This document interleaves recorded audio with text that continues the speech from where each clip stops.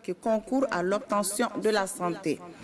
Les sciences de la santé sont enseignées selon plusieurs curricula organisés par l'Organisation ouest-africaine pour l'enseignement supérieur, OAS. Au Burkina Faso, plusieurs structures de formation de base, de médecins, de pharmacie, de chirurgie dentaire et de spécialistes existent. La plus ancienne est l'unité de formation et de recherche en sciences de la santé, UFR-SDS, de l'université Joseph Kizerbo à Ouagadougou. Elle contribue depuis les années 1980 à la couverture du pays en personnel de santé. Il faut noter une augmentation des effectifs d'étudiants allant souvent jusqu'à 1000 par promotion, justifiant une adaptation des méthodes d'enseignement. C'est dans ce contexte que se tiennent les 4e journées des sciences de la santé du 26 au 28 avril 2023 à Ouagadougou. Et pour en savoir davantage, je reçois pour vous sur ce plateau professeur Estelle Noëlla Ohoyoul. Elle est professeure titulaire de pharmacologie, directrice adjointe de l'UFR-SDS, Université Joseph Kizerbo. Professeur Dieudonné Ouedraogo, il est professeur titulaire de rhumatologie, président du comité d'organisation des 4e journées des sciences de la santé de l'UFR-SDS. Et puis, professeur Smaïla Ouedraogo, il est maître de conférences agrégé, docteur Smaïla Ouedraogo, maître de conférences agrégé de santé publique. Il est le président du comité scientifique des 4e journées des sciences de la santé de l'UFR-SDS. Bonsoir madame, bonsoir monsieur. Bonsoir. Et bienvenue sur ce plateau. Chers téléspectateurs, merci de nous suivre. Vos préoccupations sont attendues au 3073. Professeur Youl, présentez-nous l'unité de formation et de recherche en santé. Merci madame. L'unité de formation et de recherche en santé UFR-SDS, comme vous l'avez dit, c'est la première structure de santé la plus grande et la première au Burkina Faso. Elle a été créée en 1980 à l'université Joseph Kizerbo. Il y avait, ça s'appelait ESA à l'époque. Et il n'y avait que la section médecine, c'était la première section qu'il y avait. Et ensuite, en 1991, elle a été transformée en faculté des sciences de la santé, FSS. Et en 90, il y a eu la pharmacie. Donc il y a eu la pharmacie qui est venue après la médecine. Et ensuite, de faculté des sciences de la santé, on est passé à UFR-SDS en 2000. Et l'UFR-SDS en 2000, il y a eu les techniciens supérieurs de santé qu'on a créés, donc médecine, pharmacie, TSS. Et 10 ans après, en 2010, nous avons la section chirurgie dentaire. Donc actuellement, nous avons les 4 sections au niveau de l'UFR-SDS. Alors l'UFR-SDS est géré par un directeur et assisté par un directeur adjoint chargé des affaires académiques et scientifiques. Et les 4 sections ont des coordonnateurs, donc on a 4 coordonnateurs de section. Et ensuite, nous avons des départements qui sont transversaux au niveau des différentes sections. Alors, en dehors de ça, nous avons également un secrétaire principal qui coordonne toutes les activités administratives au niveau de l'UFR-SDS. Professeur Dieudonné Ouedraogo, quel est le thème des 4e journées des sciences de la santé qui se tiennent en ce moment dans notre capitale? Alors, le thème principal de ces 4e journées est les nouvelles exigences de la formation en sciences de la santé. Ce thème se décompose en 4 sous-thèmes qui sont notamment le numérique dans la formation, c'est-à-dire comment peut-on utiliser le numérique pour améliorer donc l'enseignement. Le deuxième sous-thème, c'est les nouvelles approches donc, pédagogiques ou comment enseigner autrement au regard des défis actuels que nous avons. Le troisième sous-thème, c'est le rôle social des unités de formation et de recherche en sciences donc, de la santé. Alors nous savons qu'en dehors des principales attributions de ces UFR qui sont notamment la formation et la recherche, il faut qu'il y ait un aboutissement. L'aboutissement de ces attributions-là sont lesquelles? C'est à cette question-là que ce sous-thème-là va répondre, le rôle social donc des unités de formation et de recherche. Et le quatrième sous-thème, c'est notamment la valorisation des résultats de recherche que deviennent donc les études qui sont faites dans le cadre donc, de la formation, qu'il s'agisse de thèse ou de mémoire. Qu'est-ce que ces études-là deviennent? Est-ce qu'on les valorise pour l'amélioration des soins des populations ou pas? Donc voici un peu résumé le thème principal et les 4 sous-thèmes. D'accord. En parlant du thème principal, Dr Ouédraogo, qu'est-ce qui justifie un tel thème? Merci. Je pense que dans votre introduction et dans les 2 précédentes interventions, les éléments de réponse s'y trouvent. Il y en a beaucoup. Je vais les synthétiser en 3 groupes. Le premier groupe, c'est la nécessité de nous adapter aux besoins des apprenants et aux besoins aussi de la communauté, comme il a dit, le rôle social des IFR. La deuxième raison, c'est comment faire en sorte de préserver la qualité de l'enseignement et de la formation que nous dispensons au regard des effectifs importants que nous avons. Et la troisième raison, si je peux le dire ainsi, c'est faire en sorte que, au bout donc, de cette formation-là, les produits que nous mettons sur le terrain puissent répondre véritablement donc, aux besoins de notre société afin que l'IFR-SDS puisse continuer à jouer son rôle comme il se doit donc, dans notre écosystème pour le développement du Burkina Faso. Professeur, avant de continuer, comment devient-on médecin? Comment devient-on médecin? Alors, pour devenir médecin, au Burkina, il faut être d'abord orienté au niveau d'une école de médecine. Alors, il y a quelques contraintes d'éligibilité quand même. Et dans ces contraintes-là, il faut avoir un bac C ou D et avoir une moyenne supérieure ou égale à 13 au bac.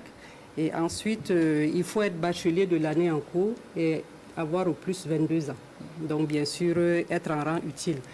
Et ces études se déroulent en 7 ans, donc à 7 ans, dont 3 ans de licence, 2 ans de master et 2 ans de doctorat, et sanctionné par un diplôme d'état de docteur en médecine, voilà, à la fin, après la soutenance de la thèse d'exercice.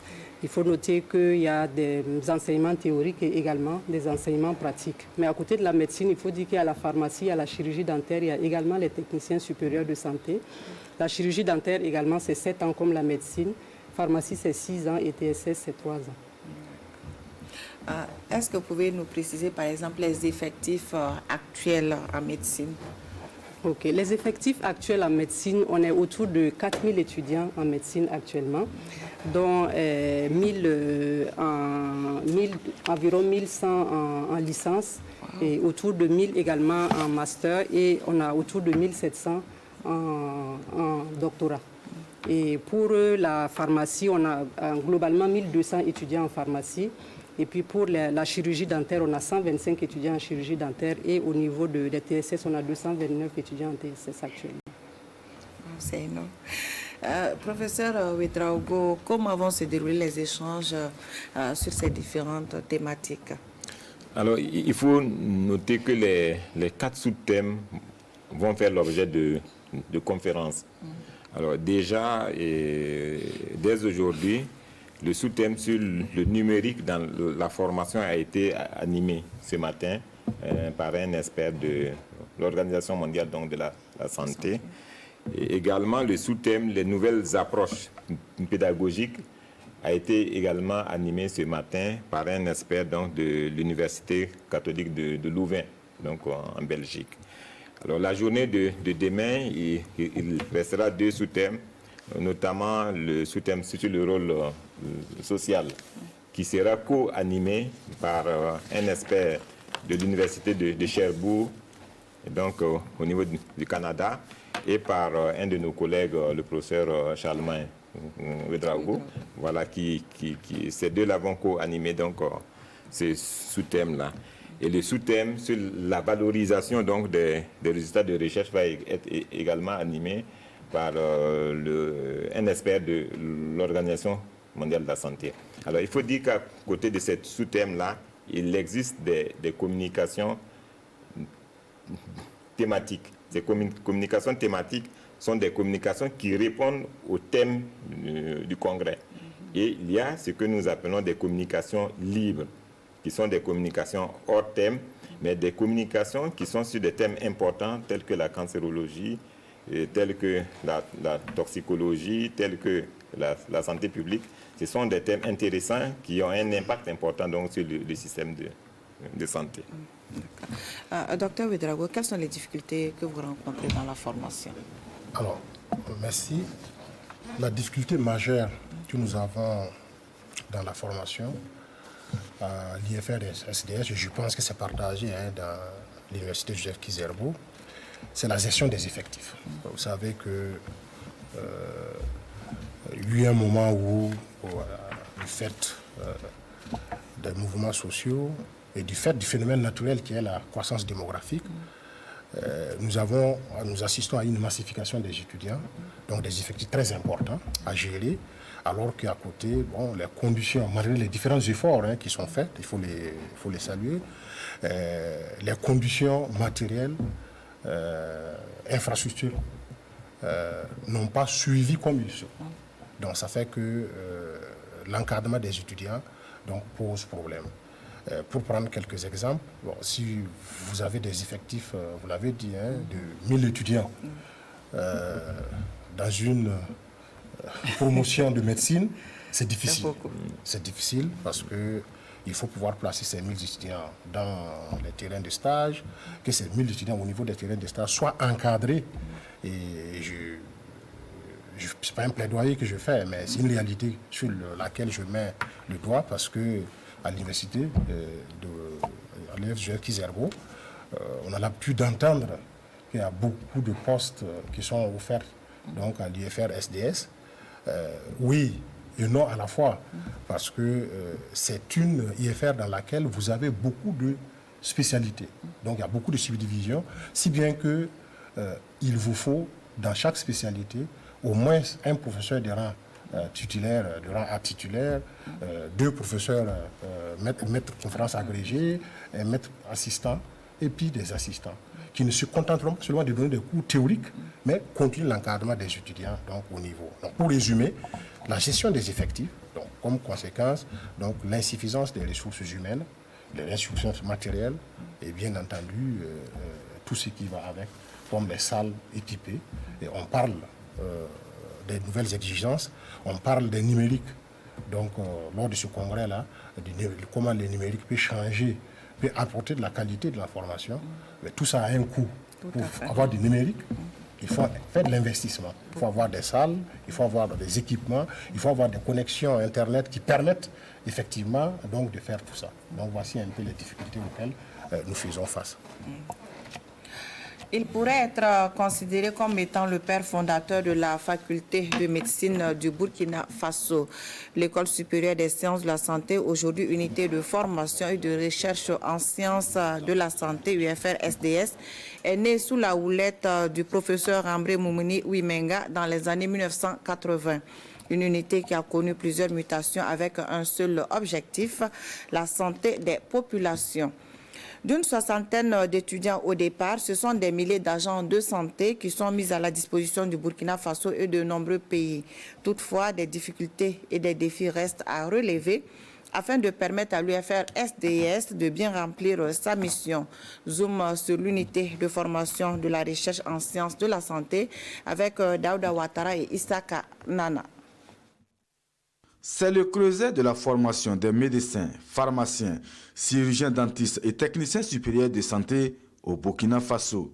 Créée en octobre 1981, l'École supérieure des sciences de la santé, aujourd'hui unité de formation et de recherche en sciences de la santé, est née d'une volonté politique, celle de promouvoir la formation locale des agents de santé. L'École supérieure des sciences de la santé a été mise en place avec au départ 30 nouveaux bacheliers recrutés directement en Haute-Volta et 30 autres étudiants venus de Lomé après des troubles politique. Donc ça faisait une 60aine d'étudiants en première année. Mais je dois rappeler que l'école a été créée pour recevoir au grand maximum 60 étudiants. Et quand on regarde la projection, pour ce qui concerne les enseignants, il y avait le professeur Ramde Wimenga Moumini, le professeur Tendrebero Hilaire, paix à son âme, et le professeur Sanou Amadou, paix à son âme. Donc c'était les trois qui ont constitué le noyau. La formation sur place a permis que les gens développent des innovations pour des solutions locales. Parce que ceux qui connaissent le problème, tu vas aller en France, il y a des maladies ici, on ne va pas vous enseigner ça là-bas. Bon, donc c'est quand tu es là que tu apprends sur le terrain à connaître les problèmes et à apporter des solutions. Voilà. C'est moi qui ai monté toute la structure pharmaceutique. Mais il a fallu imaginer comment faire pour que les étudiants là apprennent et connaissent quelque chose. D'École supérieure des sciences de la santé dans les années 1980, elle est érigée en faculté de médecine en 1991, puis en unité de formation et de recherche en sciences de la santé depuis les années 2000. En 1980, il s'agissait seulement de la formation en médecine. En 1990, on a ajouté la formation en pharmacie et en 2000, la formation en technicien supérieur en santé. Ce sont les techniciens de laboratoire. Et ce n'est qu'en 2010 que nous avons ajouté la formation en chirurgie dentaire.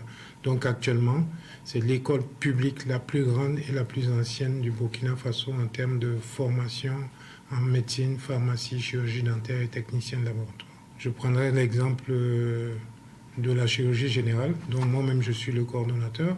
C'est le premier diplôme de spécialité qui a existé dans notre pays et ça a été ouvert en 1991.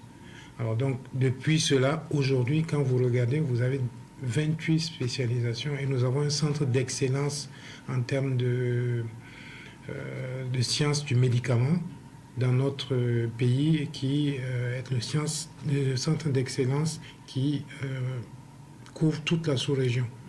Donc c'est dire que nous avons fait beaucoup et ça c'est dû au travail acharné de nos devanciers, les différents doyens qui sont passés et qui ont construit de façon progressive.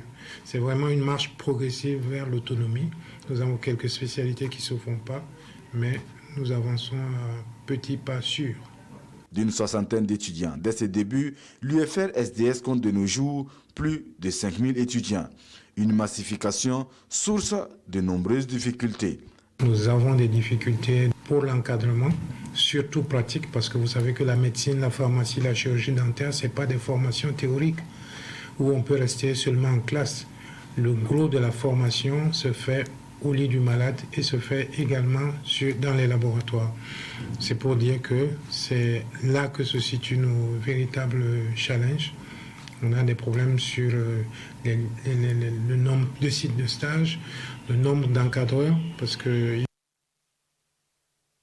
donner des cours magistraux, mais ce n'est pas tout de faire des cours magistraux. Il faut que lorsque les étudiants vont dans les CHU, qu'ils puissent être encadrés autant en médecine qu'en pharmacie. Et il faut des laboratoires de pratique au niveau de l'université. Ce serait bien pour nous d'avoir des plateaux techniques au niveau de nos centres hospitaliers vraiment équipés pour que tout se puisse se faire sur place. Et voilà, et qu'il n'y ait pas vraiment, même si on part pour rechercher des compétences ailleurs, qu'on puisse venir les mettre en pratique une fois qu'on serait rentré au pays. En plus encore de ça, il y a aussi les stades de laboratoire de TP qui ne sont pas équipés. Voilà, nous avons 4 stades de laboratoire et il n'y a qu'une seule salle qui est équipée. Mais malheureusement, au cours des années, il y a eu beaucoup de matériels qui sont usés, qui n'ont pas été remplacés ni été entretenus. Donc ce qui fait qu'actuellement, ça pose un problème dans la formation pratique. Voilà, tant au niveau des travaux pratiques qu'au niveau de la clinique. Donc absolument, ce qu'il faut vraiment remédier, c'est ça, c'est réhabiliter les salles de TP et les équiper convenablement. Voilà, et l'ouverture et la mise en fonction de la clinique dentaire universitaire. Voilà, c'est un peu ça. Et puis également essayer de voir au niveau des programmes académiques comment faire pour rattraper un peu le retard que nous accusons. et l'ambition affichée par les premiers responsables de l'UFR-SDS, adapter les curricula au nouveau système de formation pour une meilleure prise en charge des patients dans les hôpitaux. Avec ce pléthore d'étudiants, il y a d'abord les défis organisationnels. Il faut avoir, par exemple, des locaux pour les accueillir. Il faut avoir des hôpitaux pour assurer leur stage. Je pense que la médecine, sa spécificité réside dans ça.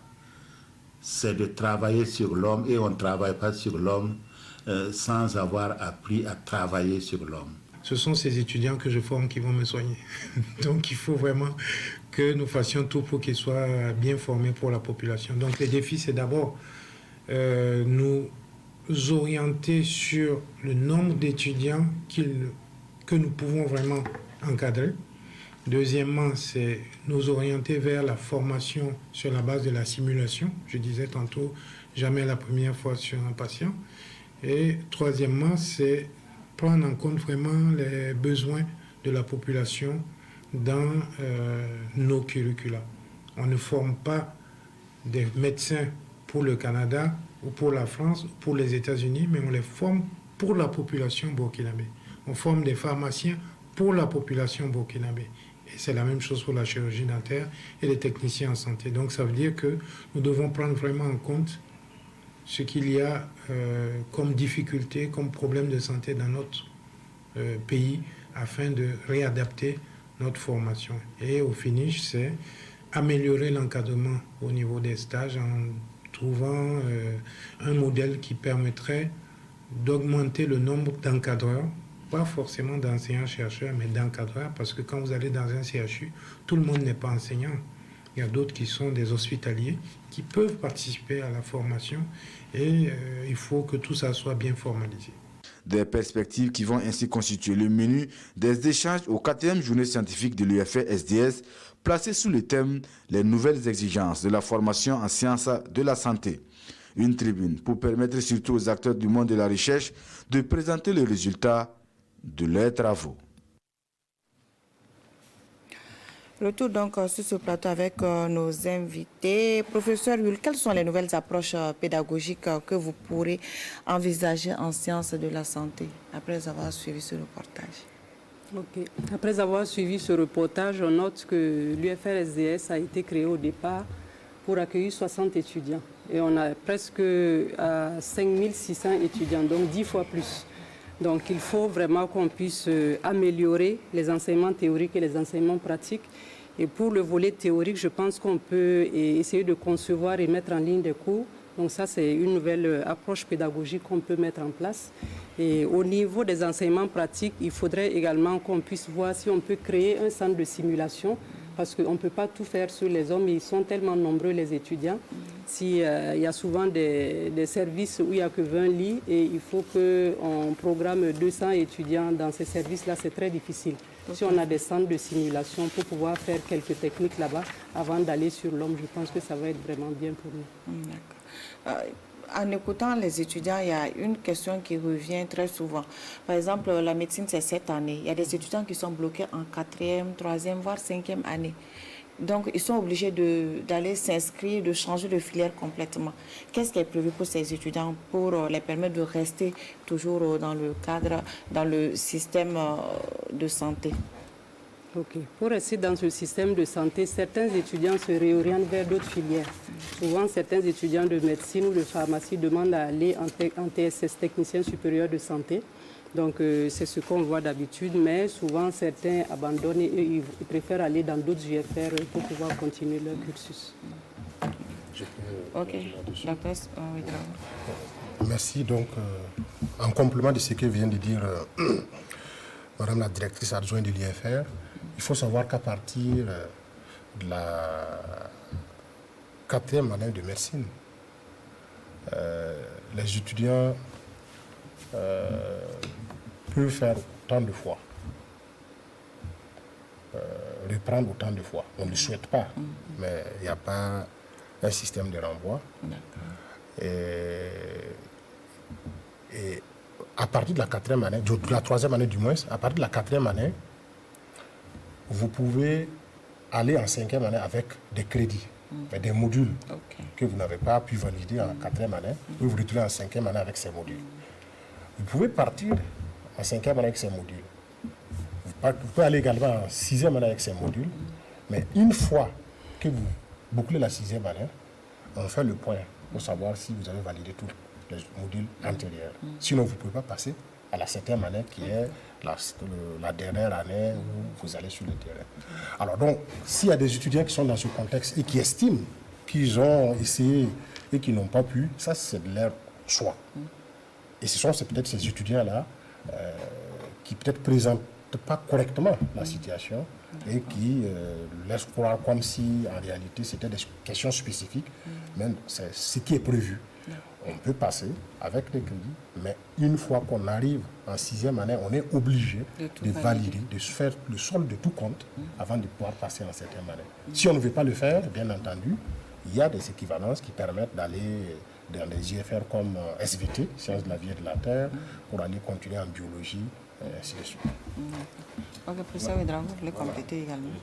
Je pense que ce qui est fait dans certains contextes, c'est un système de pont.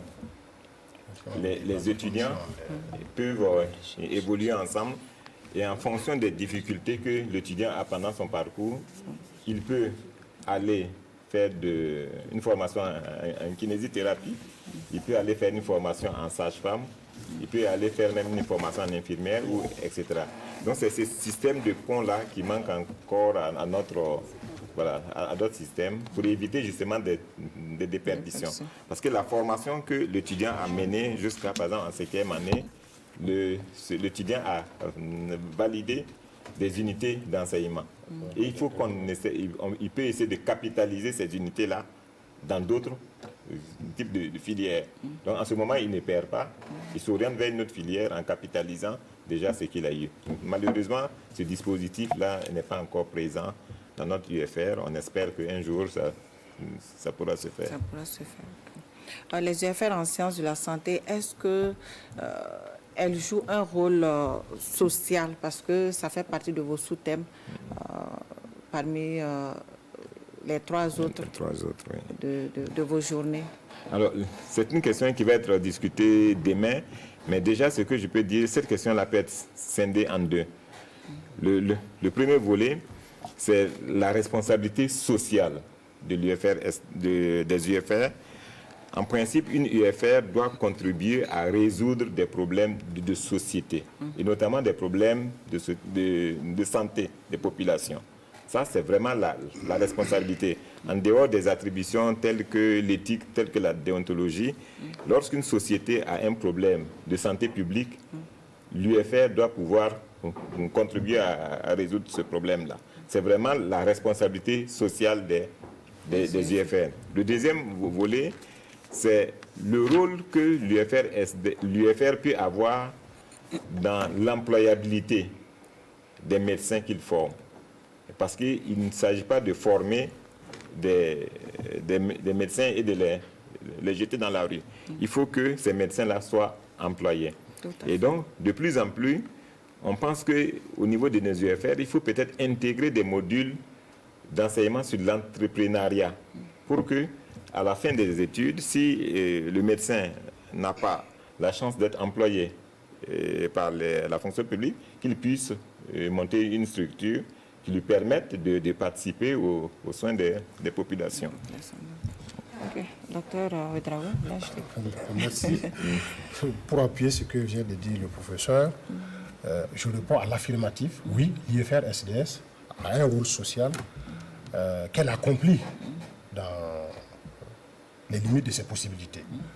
En dehors de mettre à la disposition du ministère de la Santé et du peuple burkinabé des agents de santé de qualité, l'UFR adapte également l'offre de formation. Vous avez dû entendre parler de la chirurgie essentielle. Au départ, ce n'était pas évident, parce que nous n'avons pas beaucoup de chirurgiens, alors que au coin les plus reculés du Burkina Faso, nous avons des femmes qui ont besoin d'une césarienne, qui ont des malades qui ont besoin d'une appendicectomie et autres. Que faire? Et c'est à ce moment-là que nos maîtres, au niveau de l'IFR, en relation avec le ministère de la Santé, ont développé des formations spécifiques pour donner des compétences à des médecins généralistes en chirurgie pour qu'ils puissent prendre en charge rapidement donc ces cas-là qui ont continué à diminuer, en tout cas énormément, en fait, de façon importante, donc la mortalité donc maternelle, et également la mortalité due à certaines maladies comme j'ai dit l'appendicite ou en tout cas un certain nombre de situations. Il y a beaucoup d'autres exemples où des formations spécifiques ont été, des compétences spécifiques ont été données à des médecins ou des infirmiers pour répondre, dans le cas présent des médecins, pour répondre donc aux problèmes spécifiques donc, de la société burkinabé. Mais il y a toujours des efforts à faire. Mais quelle pourrait être la place du numérique dans la formation en sciences de la santé? Docteur Ouedraogo. Oui, je pense qu'on l'a déjà dit les uns et les autres. Et pour prendre l'exemple que même ce congrès, dans ce congrès comme dans beaucoup d'autres congrès, il y a une part importante du numérique. Rien que le support avec lequel nous interagissons lors du congrès. Pendant ce congrès, il y a des étudiants ou des participants, des congressistes qui ne sont pas du Burkina Faso, qui ne sont même pas sur le sol burkinabé, qui participent. Et ça, c'est à l'aide du numérique. Et également, comme l'a dit la directrice adjointe, l'une des possibilités, donc c'est le e-learning. L'une des possibilités également, c'est la stimulation. La stimulation, ça se faisait, mais de façon, voilà, on a des mannequins qu'on utilisait physiquement, mais avec les nouvelles, avec les technologies nouvelles, les technologies de l'information et de la communication actuellement, les numériques, on peut utiliser donc ces numériques-là pour faire des stimulations, donc dans le verre virtuel. Et comme l'a dit le directeur, pas un acte sur un patient sans avoir expérimenté sur un mannequin qui peut être sous forme numérique ou sous forme physique. Professeur Yolo, l'UFR participe également à la recherche. Comment sont valorisés les résultats de ces recherches? Les résultats des recherches sont valorisés essentiellement à travers des communications scientifiques. Donc il faut savoir que nos enseignants-chercheurs participent à beaucoup de congrès au niveau national et au niveau international où ils peuvent présenter les résultats de leurs recherches. Il y a également les publications scientifiques qui peuvent être réalisées. Et il faut noter également qu'au niveau de l'UFR-SDS, nous avons un centre d'excellence africain qui s'appelle le CEA-CEFOREM, qui est dirigé par le professeur Asmane Semdé. Et c'est un centre qui aide vraiment beaucoup dans la valorisation de la recherche. Donc il y a beaucoup de résultats de recherche. Par exemple, on a la production de certains phytomédicaments qui sont réalisés à partir de la recherche. Et avec ce centre-là, ça aide vraiment les enseignants-chercheurs à pouvoir les valoriser. Nous avons des soucis avec le téléphone pour recueillir les questions des téléspectateurs. Néanmoins, nous avons pu recueillir quelques-unes avec Solange Digma. Je vous invite à les découvrir.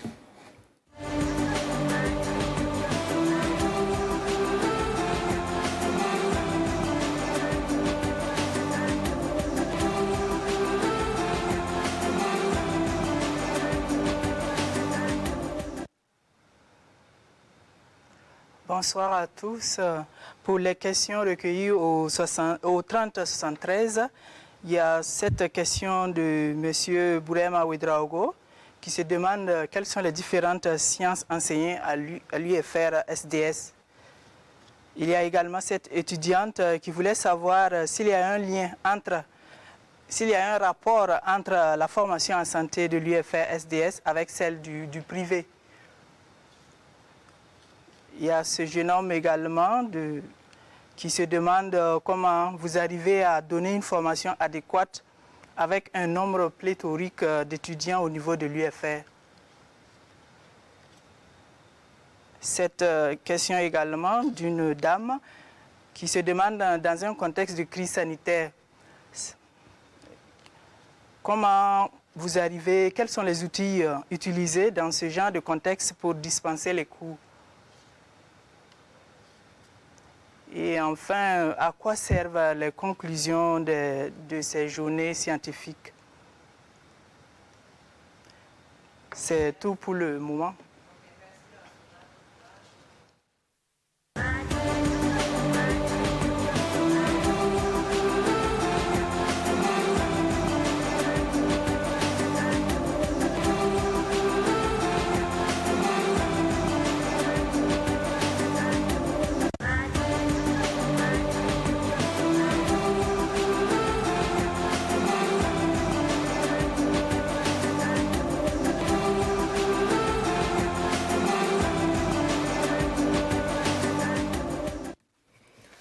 Les questions des téléspectateurs, nous commençons avec celle de M. Bourema Ouedraogo. Quelles sont les différentes sciences qui sont enseignées à l'UFR, professeur Yul? Merci. Les différentes sciences qui sont enseignées, comme je l'ai dit, à l'UFR SDS, comme je l'ai dit tantôt, nous avons 4 formations de base: la médecine, la pharmacie, la chirurgie dentaire et les techniciens supérieurs de santé. Mais à côté de cela, il y a aussi des formations spécialisées, des diplômes d'études spécialisées. Donc nous en avons 23, il y en a plusieurs: cardiologie, ophtalmologie, chirurgie générale, etc. Et nous avons également des masters spécialisés. On a environ 12 masters spécialisés et aussi une formation certifiante sur les dispositifs médicaux. Ce sont globalement les formations que nous avons. Il y a cette question. Est-ce qu'il y a un rapport entre la formation en santé de l'UFR SDS avec celle du privé? Professeur Ouedraogo. Oui, en fait, l'ensemble des formations en ce qui concerne la formation, que ce soit en médecine, que ce soit en chirurgie dentaire ou que ce soit en pharmacie, sont régis par un curricula qui est celui donc de l'OAS, qui est donc l'Organisation ouest-africaine pour la santé, qui définit les unités d'enseignement, c'est-à-dire les matières, les sous-matières, etc., qui les définit, et qui définit aussi le volume horaire, donc, qui est associé donc, à ces unités d'enseignement. Donc, en principe, aussi bien les formations privées que les formations publiques doivent donc s'aligner donc au niveau de ce curricula-là. Maintenant, est-ce qu'il y a des rapports entre l'UFR SDS et les structures privées? Je pense qu'il y a, pour certaines privées, il y a des conventions qui les lient. En tout cas, même si ce n'est pas des conventions écrites, c'est des conventions tacites qui les lient, qui permettent à certains enseignants du public d'accompagner donc des structures privées. Et je pense qu'il y a d'autres. Je pense que ici la question c'est la qualité. La personne veut savoir si à l'UFR SDS la qualité de l'enseignement est la même que celle dans le privé. En termes de qualité, il est difficile de juger, mais ce qu'il faut dire, l'UFR SDS reste, comme on l'a dit, l'UFR mère. C'est cette unité-là qui a le plus d'enseignants. Et en plus, c'est une structure du public, donc, qui a des conventions avec les hôpitaux publics.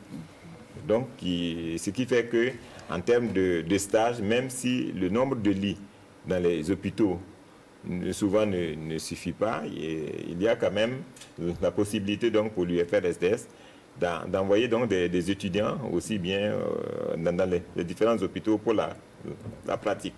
Donc ce qui fait que en termes de qualité, quand même c'est un facteur de qualité.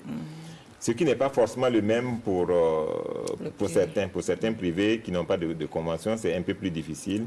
Et c'est pourquoi de plus en plus, dans le cahier des charges, il est prévu pour les privés de pouvoir disposer d'un terrain de stage. Je pense que le terrain de stage, c'est un outil important parce que la formation en sciences de la santé, c'est une formation professionnalisante. Et dès que vous finissez votre formation, vous devez être apte à prendre en charge des patients. Donc la pratique joue un rôle important dans cette formation. Docteur Ouedraogo, est-ce qu'on peut donner une formation adéquate avec un nombre pléthorique d'étudiants au niveau de l'UFR SDS? Merci. Je pense que cet auditeur met le doigt sur le sens même des journées à travers les différentes thématiques. Il y a des expériences ailleurs donc, qui marchent et nous avons voulu à travers ces journées-là avoir un partage d'expériences et voir comment est-ce que donc, nous pouvons donc, régler cette contrainte-là. Les effectifs, parce que rien que ce matin, l'un de nos maîtres, en réaction à une présentation, disait qu'il faut qu'on arrête de demander à ce qu'on construise des amphis de 1000, 2000 personnes. Plutôt demander des salles de classe et essayer de voir comment est-ce qu'on peut faire en sorte qu'il y ait les étudiants qui sont, par exemple, 1000, soient subdivisés en plusieurs groupes et pouvoir faire les enseignements donc, dans des salles de classe. Et ça peut se faire comment? Ça peut se faire à travers, par exemple, le numérique. On peut envoyer les cours à l'avance aux étudiants. Les étudiants vont se mettre en groupe individuel, ils vont travailler sur les leçons que vous avez, la leçon que vous avez envoyée. Et après, l'enseignant va capitaliser l'ensemble des questions qui sont restées non résolues entre les étudiants, parce qu'il ne faut pas aussi négliger, hein, c'est quand même des gens qui ont eu un bac ou plus, donc ils ont été entraînés à réfléchir, à raisonner et à aussi faire de la recherche. Donc les questions qui resteront non résolues vont faire objet de l'échange entre les étudiants et l'enseignant. Parce que cette démarche a l'avantage de faire en sorte que l'enseignant ne soit pas là seulement celui qui est rempli de savoir pour venir déverser sur les étudiants, mais ça fait en sorte que l'étudiant soit un partenaire donc, de l'apprentissage et peut interagir avec l'enseignant, faire ses propres recherches et venir discuter avec l'enseignant. Et en ce moment-là, ça sera plus pratique. Donc, ça a l'avantage de faire en sorte que la partie contact entre enseignants et étudiants peut être réduite et la multiplication des salles peut permettre à l'enseignant d'avoir plusieurs possibilités, donc de rencontrer plusieurs groupes et puis donc en améliorant la qualité. Ça c'est mais en attendant, de façon pratique, ce que nous faisons, certains de nos collègues font, c'est envoyer dans ce que moi je fais, c'est envoyer le cours à l'avance pour que les étudiants s'imprègnent. Et on vient, on fait un peu du magistral. On sait bien qu'il y a mieux. Mais pour l'instant, nous n'avons pas... Déjà, pour avoir même la salle pour les 1200, il faut courir. Parce que tu es en pleine cour, on vient... il n'y a pas suffisamment de salles. Et donc, c'est une contrainte. Mais je pense qu'avec les différents efforts qui se développent, on va y parvenir. La question de Mme Isabelle, elle se demande quels sont les outils utilisés dans ce contexte pour dispenser les cours dans ce contexte de crise sanitaire. Professeur Jules. Alors, les outils pour dispenser les cours, donc comme on l'a dit, on a des problèmes au niveau des amphithéâtres, on n'a pas suffisamment. Et l'UFR, on a 10 fois plus d'étudiants qu'en 1980. Mais ce qui est fait, au moins, il y a des amphithéâtres mutualisés au niveau de l'université, puisque les salles que nous avons ne suffisent pas. Et ce qu'on peut également faire, c'est, comme il l'a dit, la mise en ligne des cours. Mais pour ça, il faudrait vraiment que les étudiants puissent avoir aussi soit un ordinateur, une tablette ou bien un smartphone pour pouvoir prendre les cours. Et aussi, il faut la connexion Internet également. Donc tout ça, ce sont des éléments. Comme il a dit, il y a des efforts qui sont faits. Mais si on arrive quand même à améliorer encore plus, je pense que ça va être un atout pour nos étudiants. Vous voulez compléter, professeur Ouédraogo? C'est juste pour compléter, pour dire que, en fait, il y a ce qu'on appelle la fracture numérique qui est important. Aujourd'hui, nous avons certains de nos collègues qui ont présenté de très belles études qui montrent qu'en termes de possession d'un ordinateur, environ 39% des étudiants, par exemple en médecine, ne disposent pas d'un ordinateur. Pour avoir une connexion Internet, environ 40% ne disposent pas donc d'une connexion Internet. Je pense que c'est des difficultés qui font que souvent la transmission du cours par le numérique devient difficile. Mais maintenant, chacun d'entre nous a quand même fait cette expérience-là. Et par exemple, nous avons un site où nous déposons le cours. Nous déposons le cours 2 semaines avant le cours. Et les étudiants, ils vont le télécharger. Et souvent, ils le téléchargent sur le portable. Parce qu'ils ont presque tous quand même des smartphones. Donc, ils téléchargent le cours. Et nous venons maintenant présenter des cas cliniques qui sont adossés au plan de notre cours. Donc ça permet quand même de comprendre, ça permet de résoudre quelque peu le problème. Mais véritablement, il faut qu'on essaie de réduire cette fracture numérique-là pour permettre aux étudiants de disposer d'ordinateurs, mais aussi de disposer d'un Wi-Fi. Tout à fait. Ça m'amène à poser cette question, professeur Youl, parce qu'on dit qu'une bonne santé repose sur des fondements scientifiques de qualité. Avec toutes ces difficultés, comment s'assurer de la qualité de vos enseignements? Alors, pour s'assurer de la qualité de nos enseignements, on le voit déjà à nos résultats, parce que quand même, on a des résultats et actuellement, comme je l'ai dit, en doctorat, on a pratiquement 1700 étudiants. Donc ça veut dire que même s'il y a des déperditions, quand même nos étudiants arrivent à s'en sortir. Voilà. Donc il y a aussi, comme on dit, le contrôle. Bon, on n'arrive pas à faire le contrôle pour l'instant comme il se doit, mais il faut qu'on y arrive à faire vraiment une évaluation des enseignements par les étudiants. Donc avec ce contrôle-là, on pourra, bon, on dit que c'est un contrôle, mais ça permet également d'améliorer les pratiques. Ça permet d'améliorer les pratiques, donc ce que nous, on n'aurait pas forcément vu en faisant cette évaluation-là par les étudiants. Je pense qu'on peut aussi améliorer les choses. Je vais juste compléter pour dire qu'à l'UFR-SDS, de plus en plus, les enseignants font une évaluation de leurs enseignements par les étudiants. Et vraiment, et ça concerne comment vous le faites? En fait, c'est des auto-évaluations.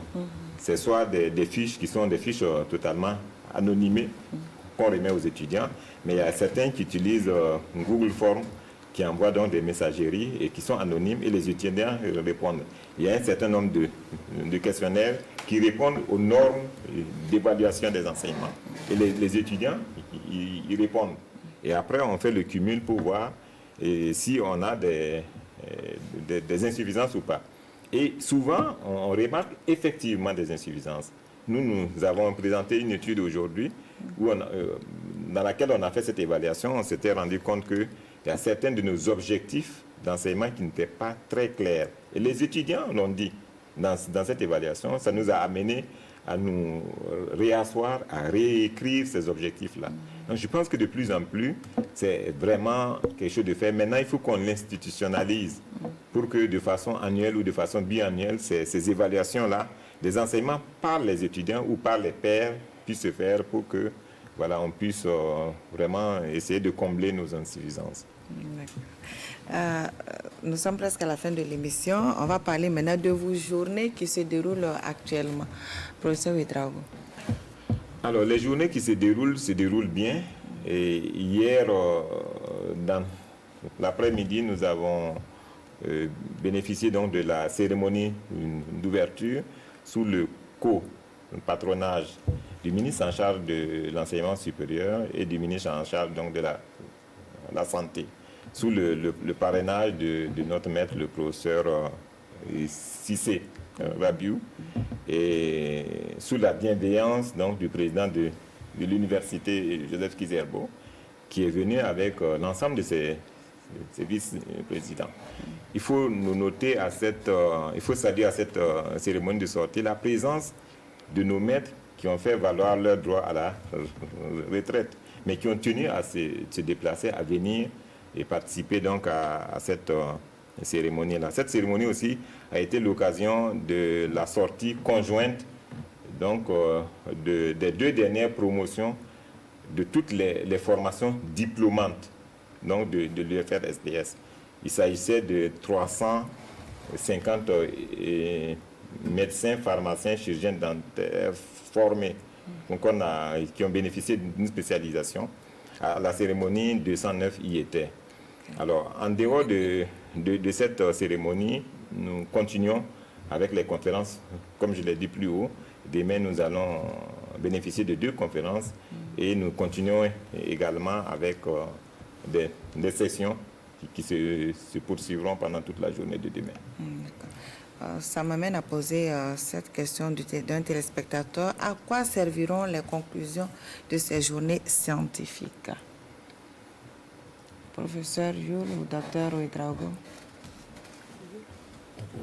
Merci. Docteur Ouedraogo. Je le disais tantôt, c'est la thématique principale et les thématiques secondaires de ces journaux sont vraiment spécifique. Comme on dit, on a un problème, la massification des effectifs. On a des exigences qui sont que nous devons former des étudiants pour une communauté, c'est le peuple burkinabé, qui a des problèmes. Donc notre formation doit pouvoir permettre de donner des produits, c'est-à-dire des étudiants, enfin des médecins et des pharmaciens et des biologistes capables de répondre donc, aux attentes de ces populations-là. Donc l'ensemble de ces questions-là ont été posées. Donc nous avons des spécialistes au niveau du Burkina Faso. En tant que président du comité scientifique, donc qui a eu l'occasion voilà, de regarder un peu tout ça, on a des communicants venant donc d'Afrique. Nous avons deux doyens des universités sous-africaines, de la sous-région africaine qui sont là. Nous avons des conférenciers d'Amérique du Nord, d'Europe, sur cette thématique. Et bien entendu, à la fin, nous ferons une synthèse et nous allons dégager des recommandations pour pouvoir tirer une substance afin de pouvoir améliorer ce que nous faisons et implémenter ce que nous ne faisons pas et que nous pensons que c'est bon à travers donc, les différentes conférences que nous allons, dont nous allons bénéficier à travers les experts donc, qui ont accepté de partager leur expertise avec nous. Donc les conclusions pour répondre aux téléspectateurs de façon directe, sont attendues par le directeur et tout le década et l'ensemble du personnel enseignant parce que nous avons un problème, beaucoup d'effectifs, impact sur la qualité alors que nous ne voulons pas que la qualité baisse. Il y a des outils qui marchent par ailleurs et il y a des experts qui sont là pour nous dire voici ce que nous avons fait et qui marche et vous pouvez essayer d'expérimenter chez vous. Donc nous allons essayer de les mettre en œuvre. Okay. Donc nous sommes à la fin de cette émission. Nous allons permettre à chacun de vous de dire quelque chose pour le mot de la fin. Professeur Yul, pour commencer. Merci madame. Bon, pour le mot de la fin, je m'en vais donner 3 mots. D'abord pour les étudiants, qu'on puisse nous aider à mettre en place un centre de simulation pour pouvoir vraiment améliorer les stages parce que c'est un gros problème compte tenu des effectifs. Et le deuxième mot, c'est à l'endroit des ATOS, les techniciens, les agents techniques ouvriers de soutien. Ils nous soutiennent parce que sans eux, vraiment, tout ce qu'on fait aujourd'hui, on n'aurait pas pu faire. Qu'on puisse vraiment revaloriser leur travail et les encourager par des formations, par exemple. Et pour les enseignants également, qu'on puisse recruter les enseignants parce qu'on n'en a pas beaucoup. Et aussi qu'au niveau de l'activité que les enseignants font dans les hôpitaux, parce qu'ils font beaucoup d'activités dans les hôpitaux, que ce soit vraiment reconnu et par le ministère de l'Enseignement et la Santé, cet encadrement des étudiants au lit du malade, parce qu'il faut savoir que plus de 50% de la formation est basée sur les stages. Docteur Ouedraogo. Je pense que Madame la directrice a déjà tout dit. Je n'ai pas autre chose à ajouter, sauf à dire merci. Merci à vous et à vos collègues et à tous les autres journalistes qui ont pu permettre de rendre audibles et visibles les activités entrant dans le cadre de ces journées-là. Et également féliciter les membres du comité scientifique et également dire merci à tous ces experts qui ont accepté venir renforcer donc, ces journées scientifiques à travers les différentes communications. Je pense volontiers, je ne sais pas s'ils suivent, donc à ce professeur Franck qui nous a fait une belle conférence aujourd'hui, à Étienne de l'OMS et à Méziat de l'université de Sherbrooke. Demain, voilà, donc à toutes ces personnalités-là, nous leur disons merci. Et puis bon, on souhaite une bonne suite à ces journées scientifiques. Merci bien. Ok, professeur Ouedraogo. Alors, moi, c'est juste d'abord de vous dire merci. Voilà, dire merci à la RTB pour son accompagnement. Et dire également merci à nos 2 ministères de tutelle, voilà, qui nous ont accompagnés. Également, traduire toute notre reconnaissance au président de l'université Joseph Kizerbo, qui a permis donc, que ces journées-là puissent se tenir donc, au sein donc, de l'université. je profite pour également dire merci à tous les enseignants qui se sont mobilisés pour cette activité-là. Et à la fin, dire merci au comité d'organisation qui s'est battu. Et je ne peux pas finir sans dire merci à tous nos partenaires. Nous avons été accompagnés par des partenaires parce que vous savez qu'un congrès, ça demande énormément de moyens. Et donc, nous avons été accompagnés par des partenaires que je ne citerai pas ici. Mais nous avons été aussi accompagnés par la coordination des diplômes d'études spécialisées et des masters qui ont contribué, qui ont puisé dans leur caisse pour nous accompagner. Et donc, nous tenons ici à remercier la coordinatrice générale des coordonnateurs de DES, professeur Yé, voilà, qui s'est occupé de ce volet-là et qui s'est occupé particulièrement de la cérémonie de sortie. Donc hier, qui était vraiment une belle fête, nous tenons donc à dire merci donc à toutes ces personnes-là. Ce sera donc le mot de la fin. C'est la fin donc de cette émission. Merci de l'avoir suivi. Bonsoir et à très bientôt pour un autre numéro de Santé Maga. Surtout, prenez bien soin de vous. À la Générale des Assurances, nous vous proposons la protection santé groupe PSG, l'assurance santé au coût bien étudié pour tout regroupement de personnes légalement constituées, entreprises, associations, syndicats, ordres, etc., composés d'au moins 10 employés. Profitez de l'assurance santé complètement modulable nationale ou internationale avec une couverture de vos frais de santé au choix à 50, 60, 70, 80, 90 et même à 100%. Hospitalisation, soins dentaires, soins optiques et encore plus. Pour tout type d'assurance, appelez-nous au 25 31 77 75 ou rendez-vous dans une de nos agences. Au groupe GA, on vous croit, on vous suit.